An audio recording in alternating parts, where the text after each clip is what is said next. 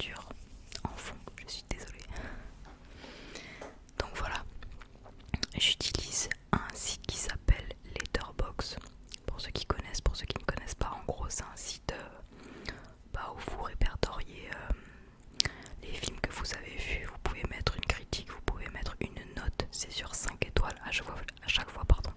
Je vais vous dire ma note et je vais parler vite fait du film et voilà. Donc si ça vous plaît, n'hésitez pas à me le dire vraiment.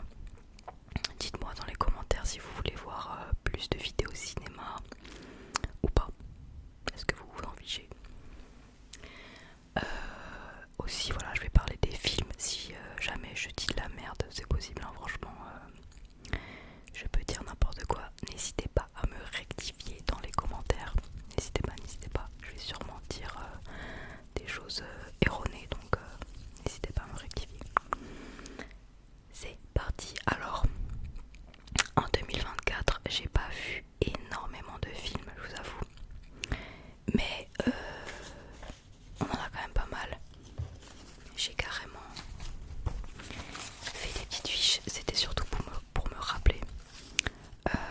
Il y en a, je les ai vus en début d'année 2024, donc ça date un petit peu. Mais on va commencer tout de suite. Donc en janvier, le 13 janvier précisément, je vais pas vous dire les dates à chaque fois, on s'en fout. J'ai regardé un film en janvier et c'était The Irishman. Alors désolé, je pense que je vais vous dire les noms en anglais la plupart du temps parce que je connais pas forcément les noms en français. Donc voilà, à chaque fois je vais vous dire genre la date, le réal évidemment, et je vais vous parler un petit peu du film, ce que j'en ai pensé, etc. Donc The Irishman, c'est un film de 2019 réalisé par Martin Scorsese. Et j'ai mis, je pense que je vais vous dire la note dès le début comme ça. J'ai mis 4 étoiles sur 5 au film. Donc voilà, j'ai aimé le film, j'ai beaucoup aimé le film. Souvent les films de Scorsese, ça peut un petit peu rebuter. Et il y a beaucoup de gens qui disent ça parce que les films ils font 3 heures, c'est chiant. Alors en vrai je comprends pas du tout ce point de vue, genre que le film il fasse 2 ou 3 heures, on s'en fiche un petit peu pour ma part. Donc le film est bien. Après c'est vrai qu'il y a des films qui sont longs et du coup c'est chiant parce que c'est inutile, mais je trouve que dans les films de Scorsese c'est pas le cas. Donc en gros, je vais vous dire le pitch vite fait. En gros, je m'en souviens pas beaucoup donc je vais pas tout vous dire non plus. Évidemment je vais vous dire que des trucs vite fait sur les films, je vais pas du tout vous spoil. Je vais juste vous donner l'envie de les regarder si je les ai aimés. Donc en gros, l'histoire, c'est un gars voilà, qui est pas super riche, tout ça. Je sais plus exactement dans quoi il travaille, je crois qu'il est livreur. Et il fait la rencontre de quelqu'un qui va l'amener à aider un mec politique, ouais c'est ça. Un mec politique mais qui est dans le crime organisé. Donc voilà, il y a beaucoup de corruption, tout ça. Donc il est baigné là-dedans. Et il commence à faire sa richesse là-dedans. Et voilà, en fait c'est juste ça. On suit la relation qui est entre les deux personnages. Et c'est un film qui est plutôt drôle franchement. Mais voilà, les films de Scorsese c'est surtout basé sur des gens qui n'ont pas forcément fait des choses très très bien. Donc là c'est encore le cas. Et donc voilà, en fait je peux pas vraiment vous parler du film, c'est pas qu'il n'y a pas d'histoire, mais c'est voilà, on suit ce personnage là en l'occurrence et ce mec politique. Et voilà, c'est assez drôle, c'est bien tourné. Qu'est-ce que vous voulez que je vous dise, c'est Scorsese, donc moi j'ai trouvé ça très bien. Je sais pas combien il a de notes générales, il a 3,9 étoiles sur 5 sur Letterboxd. Et ouais. Donc voilà, ça c'était le premier film que j'ai vu. Ensuite en février, il y a eu beaucoup de films. C'est le mois où j'ai vu le plus de films. Et on commence avec Poor Things, que j'ai vu au cinéma. J'ai pas vu beaucoup de films au cinéma, peut-être que c'était le seul d'ailleurs.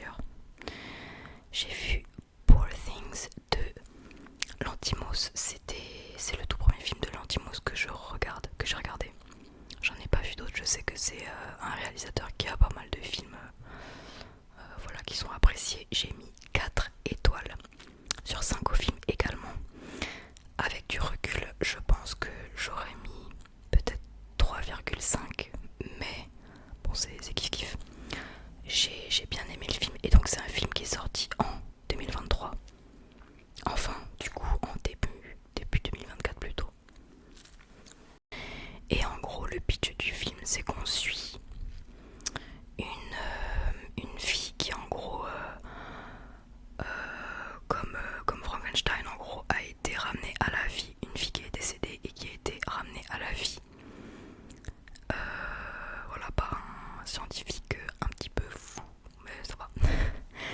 Et donc, cette fille-là, voilà, elle est un petit peu, évidemment, vu que elle est censée être morte, elle est un petit peu différente, et du coup, elle a, elle, le scientifique qui fait un petit peu figure de père pour elle, il la garde vraiment très proche de lui, comment dire, il la laisse pas sortir du tout, et du coup, elle a une envie de dépendance, et ça fait que elle va partir et découvrir le monde. Et elle a vraiment cette figure de créature du coup innocente, qui ne connaît rien à la vie et surtout au danger du monde. Je vais pas vous en dire forcément plus. J'ai aimé le film franchement.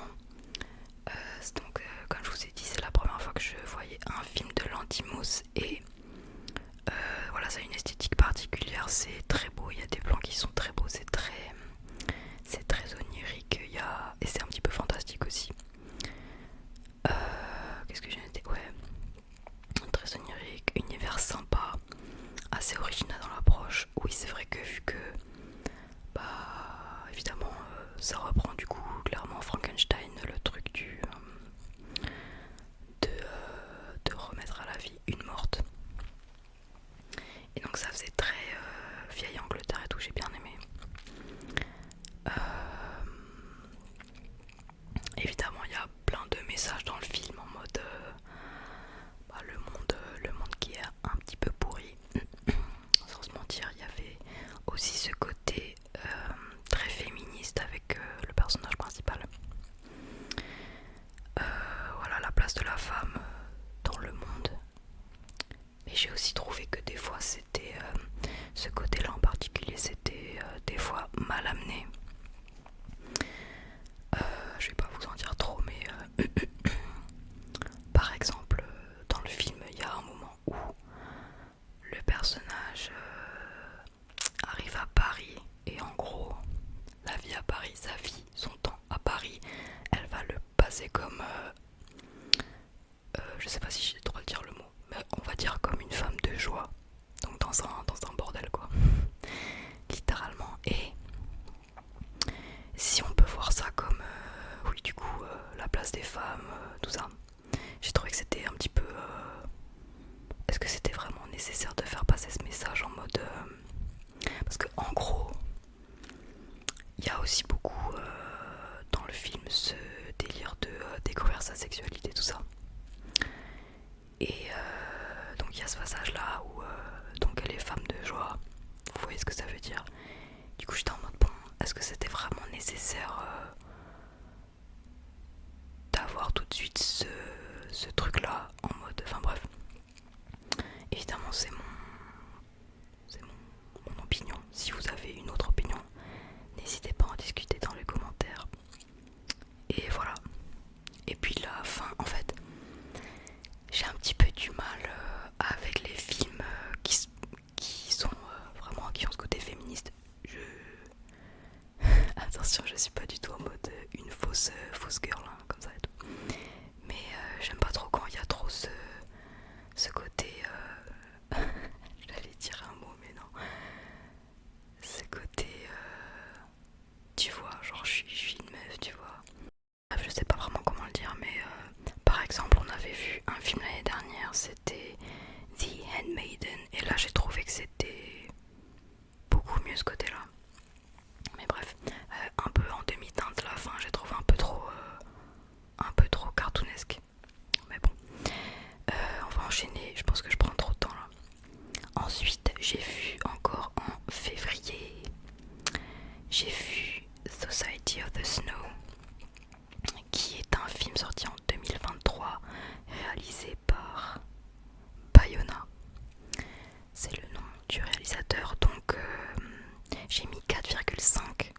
sur 5 étoiles pour ce film. Alors en gros ce film il raconte une tragédie qui s'est passée, je ne sais plus en quelle année. Est-ce qu'ils le disent là par exemple? Oui, en 1972. En gros il y a eu un crash d'avion où il y avait à l'intérieur une équipe de rugby.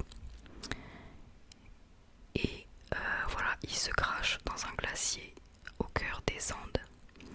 Et donc voilà, je pense que vous connaissez l'histoire. Enfin, c'est quelque chose de très connu. Il y a eu beaucoup de films sur le sujet. Et donc là, c'est un tout nouveau film, donc en 2023. Et j'ai vraiment beaucoup aimé. C'était vraiment super. Qu'est-ce que je voulais dire? Et oui, du coup, ça fait... donc évidemment, ça relate des faits réels. Ça fait un petit peu documentaire parce que ils ajoutent des images d'archives, tout ça. Donc c'est vraiment bien. Il y a vraiment un respect, il y a vraiment un gros respect des victimes. Et ça, malheureusement, ça n'avait pas été fait dans les autres films. Donc c'est vraiment bien. Là au moins on a le nom des victimes parce que évidemment voilà, ça parle d'une tragédie. Il y a des gens qui sont décédés et tout, mais il y a eu des survivants. Et donc ouais, je trouve que l'histoire ça a été très bien retranscrit. Il y avait des très belles images aussi. Il y avait je me rappelle la scène justement du crash, c'était impressionnant, c'était super bien fait. Et voilà, donc il y a plein de, évidemment il y a plein de choses qui se passent. C'est aussi une histoire, vous voyez, il y a eu il y a eu du cannibalisme, je sais pas si j'ai le droit de dire le mot. Bref, il y a eu ça, et voilà, c'est quand même un film assez lourd à regarder, c'est assez poignant quand même. Et ouais, on voit ça du début à la fin, comment ça s'est passé quoi. Et c'était vraiment super cool, je vous invite à le regarder. Mais ouais, c'est quand même assez lourd à regarder parce que c'est un petit peu triste évidemment. On enchaîne avec Ad Astra. Ad Astra qui est un film de 2019 réalisé par John ou James Gray, je sais plus exactement. James Gray. Et j'ai mis 3 étoiles à ce film. Donc en gros c'est un film qui se déroule dans l'espace et le personnage principal qui est joué par c'était qui déjà? Oui, par Brad Pitt. Et en gros il fait une sorte d'enquête. Il va chercher en fait son père disparu. Il était dans une mission voilà,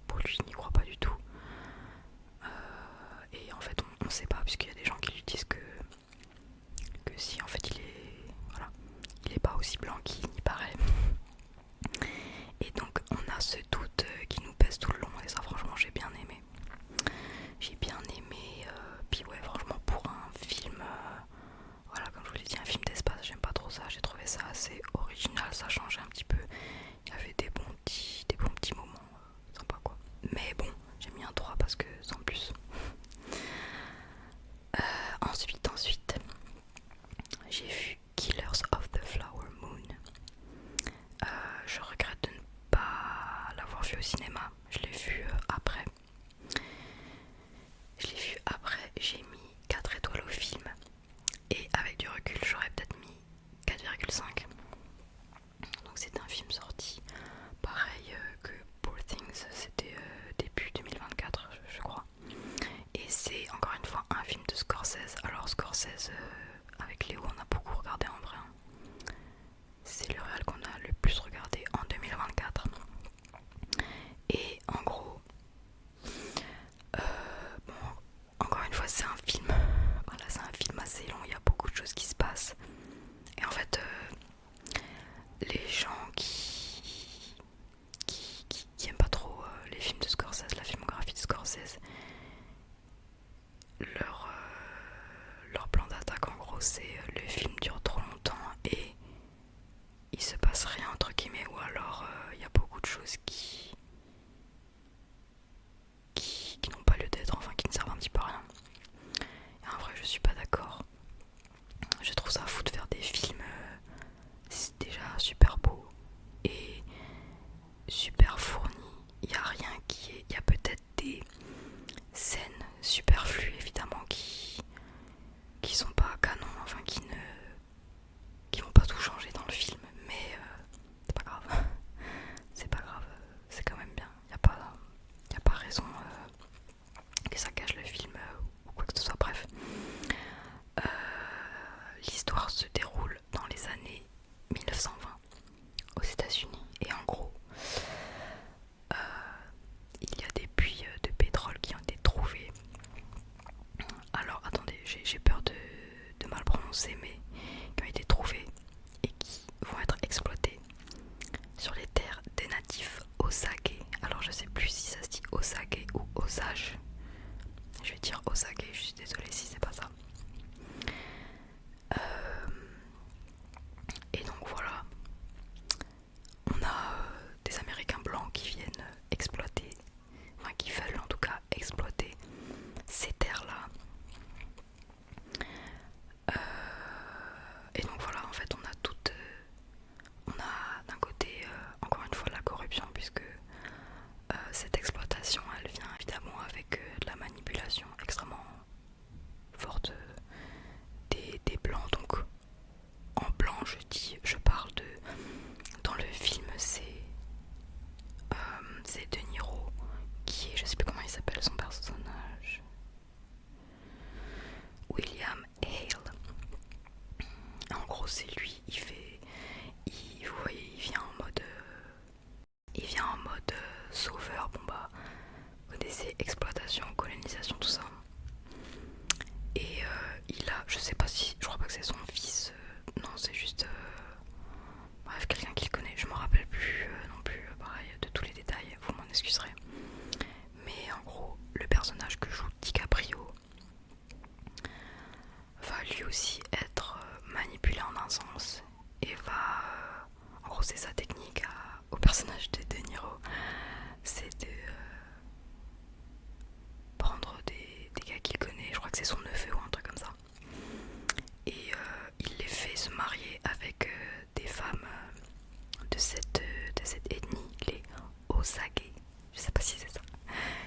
Et donc voilà, en gros s'ensuit tout un drame, beaucoup de mauvaises choses se passent.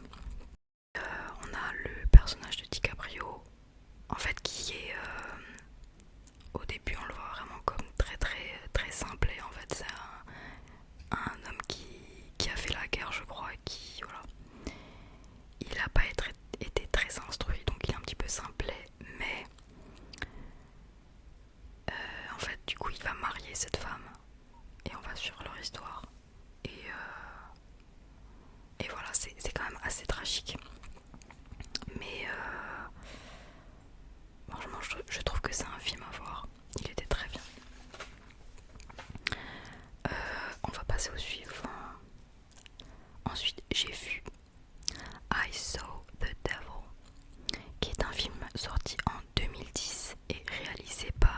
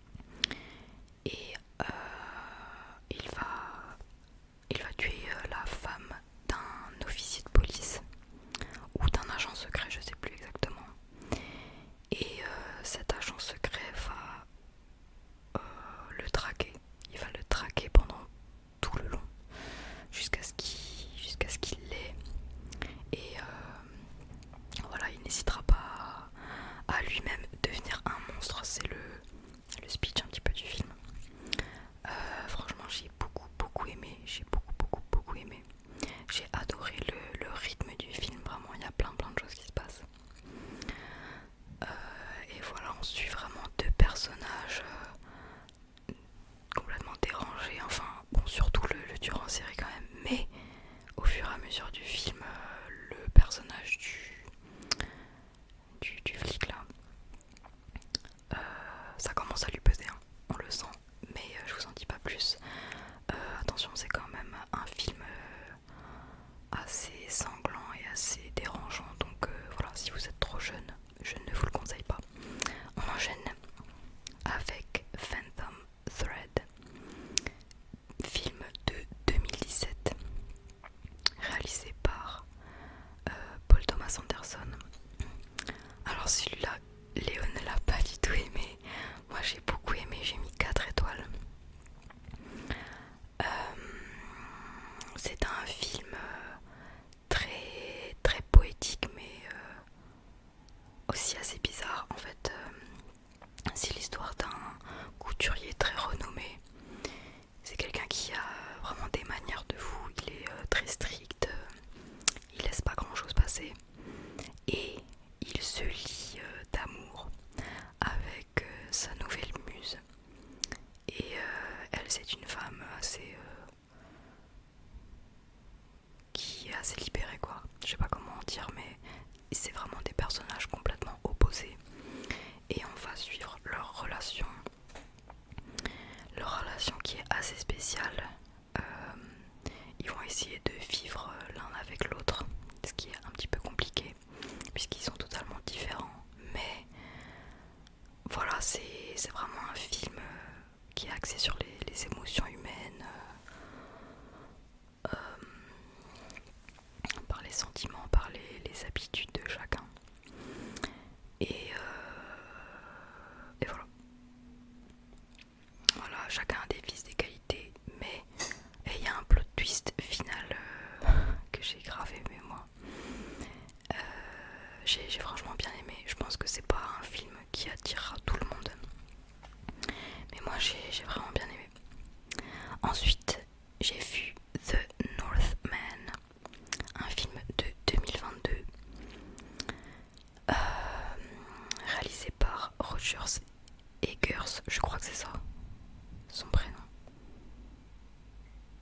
Robert Eggers. J'ai mis 3 au film. Alors, j'ai vraiment pas beaucoup de souvenirs de celui-là, je vous avoue qu'il m'a pas trop marqué. Mais en gros, c'est une histoire de vengeance de fou chez les Vikings, en gros. Et voilà, on suit un personnage à qui on a tué son père ou son oncle, je sais plus trop, ou alors son oncle a tué son père, un truc comme ça, je m'en souviens plus trop, je suis désolée. Et voilà, on va suivre son parcours. En gros, je crois qu'il est fait esclave et tout, du coup bref. Il y avait des belles images. J'avais déjà vu The Lighthouse par ce réalisateur que j'avais bien aimé. Et donc voilà, ça a une esthétique particulière, pardon. Mais ouais. Ouais, c'était une belle représentation quand même. J'ai mis 3, je m'en souviens pas trop, il m'a pas trop marqué. Ensuite, j'ai vu Million Dollar Baby, film de 2004 par Clint Eastwood, et j'ai mis 4 étoiles sur 5.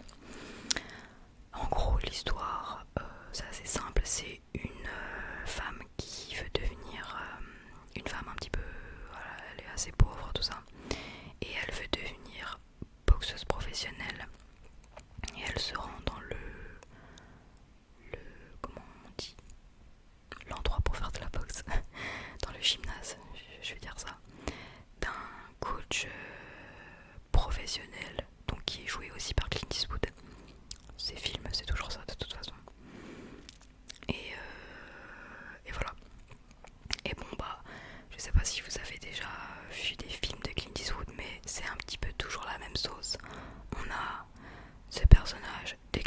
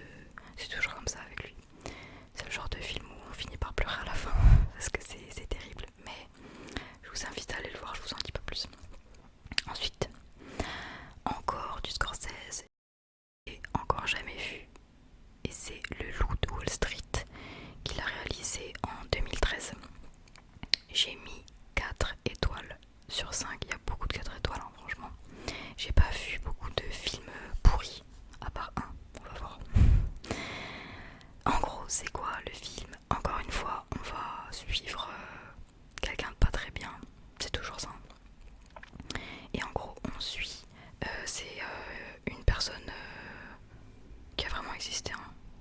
C'est durant le crash boursier à New York et on suit, comment il s'appelle, Jordan Belfort, qui est joué par Leonardo DiCaprio. Et donc c'est un salesman qui veut profiter de ce crash boursier pour s'enrichir, devenir milliardaire quoi. Et s'ensuit son downfall un petit peu. Enfin, il n'y a pas eu vraiment de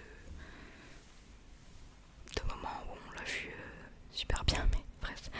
Et bon voilà, il y a beaucoup de gens qui critiquent le film en mode juste vous êtes en train de glorifier. Voilà, en gros ce qu'on voit dans le film c'est ce mec là qui s'enrichit, je sais pas si encore si je peux dire le mot, mais qui prend de la drogue. Voilà, il y a une grosse critique de la surconsommation, que ce soit de drogue ou juste de tout ce que vous voulez. Voilà, on voit que c'est quelqu'un qui est très très égocentrique. Et il y a aussi un rapport des femmes qui est désastreux. Mais encore une fois, c'est une critique évidemment. Et en vrai, c'est typiquement le genre de film, si je l'avais vu plus tôt dans ma vie, que j'aurais détesté vraiment. Mais bah voilà, j'ai mûri, j'ai grandi. Je comprends les films maintenant. Donc ouais, en fait, c'est vraiment une critique de cette période complètement folle, voilà, des États-Unis. Et on suit ce mec qui est vraiment détestable, et voilà, c'est tout. Ensuite, on passe à Blade Runner 2049, donc qui est la suite de Blade Runner qui est sortie il y a longtemps.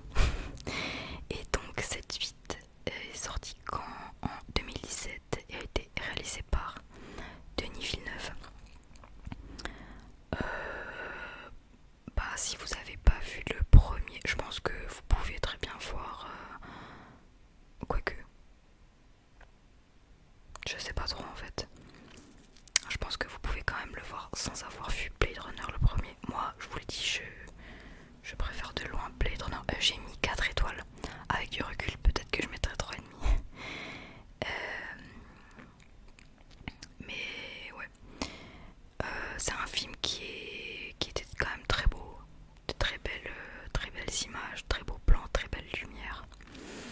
Et en gros, on suit ce policier qui est sur une enquête. Pareil, je suis désolée, je me rappelle pas de tout.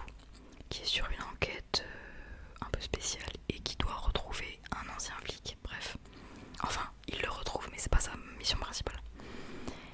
Et voilà, j'ai pas envie de vous en dire trop non plus. Je pense que vous devriez regarder d'abord le premier.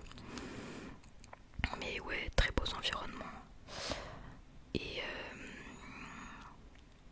bah, j'ai bien aimé l'histoire, mais ça m'a pas non plus transcendé en fait. Mais il y avait quand même de très belles images. Qu'est-ce que je peux vous dire de plus ? C'est vrai qu'il y a quand même une tension tout au long du film, parce que en gros, j'ai pas envie trop de vous raconter le concept et tout, parce que moi-même je m'en rappelle pas trop non plus. Mais les Blade Runner c'est des êtres spéciaux, bref, j'ai pas envie de vous en dire trop. Et bref, tout au long du film, on a quand même cette tension avec le personnage principal qui, au fil de son enquête, se rend compte de choses par rapport à lui-même, et nous jusqu'à la fin on sait pas trop non plus et tout ça, bref. Je m'arrête là-dessus. Ensuite on a le film qui pêche de l'année, atroce. Atroce. Le film qui pue, c'était Downsizing. 1 étoile j'ai mis. Film de 2017 réalisé par Payne, de son prénom, Alexander Payne. Et en vrai 1 étoile c'est peut-être même trop, franchement j'aurais dû mettre 0,5 étoiles, dire 5. La seule, je vous lis ce que j'ai écrit, ça partait bien mais tout pourri.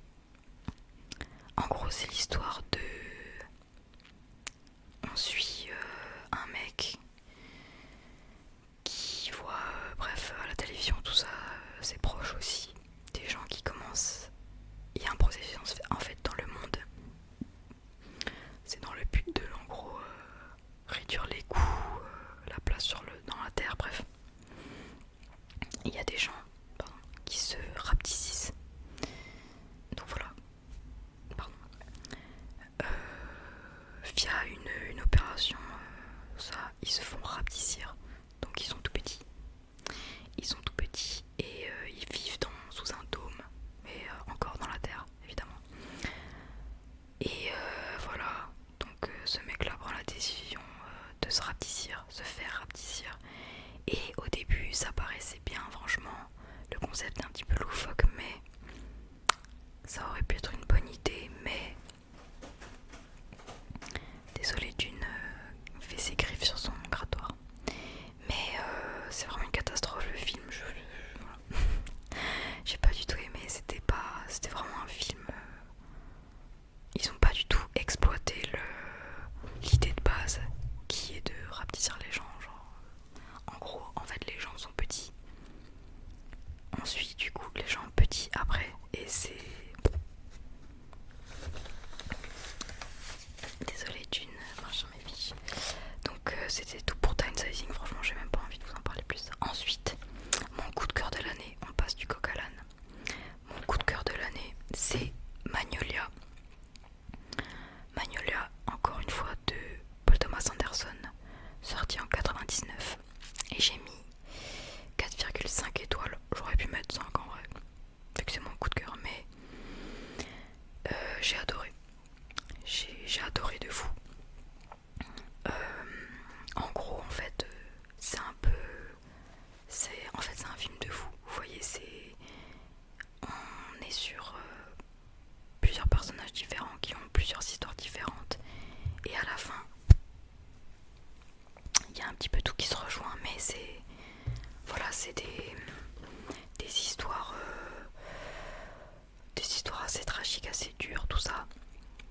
Bon, c'est pas non plus la folie, mais voilà. Et en fait, j'ai adoré. J'ai adoré, le film était grave drôle. Le casting de fou. J'ai adoré Tom Cruise dedans. Parce que j'ai pas vu énormément de films avec Tom Cruise, je vous avoue. Mais pour moi, c'est grave. Vous voyez, Mission Impossible, des films comme ça, des films d'action.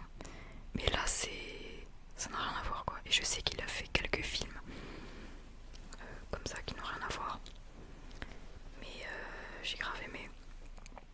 Et voilà, vraiment le concept excellent, c'est très très réussi, à mon goût évidemment. Et ouais, j'adore ces films où il y a du symbolisme partout, vous voyez. Alors c'est le genre de film qu'il faut revoir plusieurs fois, c'est comme les films de Scorsese d'ailleurs. Vu qu'ils sont tellement longs, il y a tellement de choses qui se passent, il faut les voir plusieurs fois pour bien comprendre. Mais ouais, Magnolia, je vous le conseille. Vraiment, vraiment cool. J'adore. Et je me demande vraiment pourquoi j'en ai pas entendu parler plus que ça en fait. C'est dommage. Ensuite, encore un très bon film. Là, on était sur une série. J'ai bientôt fini, c'est promis. J'ai vu The Insider, sorti en 99 aussi, et réalisé par Michael Mann. Et vraiment, vraiment cool. On suit pareil deux personnages principaux. On a d'un côté un journaliste et de l'autre un chimiste qui a travaillé dans l'industrie du tabac. Et il a potentiellement des choses à révéler, mais des choses dont pour la compagnie pour laquelle il a travaillé quoi, ça pourrait être dévastateur ou pas en fait, on sait pas. Tout au long du film on sait pas si vraiment ces informations là elles peuvent peser contre une si grosse compagnie. Est-ce que la voix voilà, d'un seul homme peut vraiment changer les choses? Et donc tout au long du film on suit ces deux là et c'est vraiment pareil, le rythme j'ai beaucoup aimé, c'est vraiment poignant. Et on a puisqu'en fait ce mec, ce chimiste là, il se sent vraiment oppressé tout au long du film parce que vraisemblablement cette grosse compagnie qui s'appelle Big Tobacco je crois, donc c'est vraiment ouais, c'est Big Tobacco quoi, évidemment ça n'existe pas dans la vraie vie,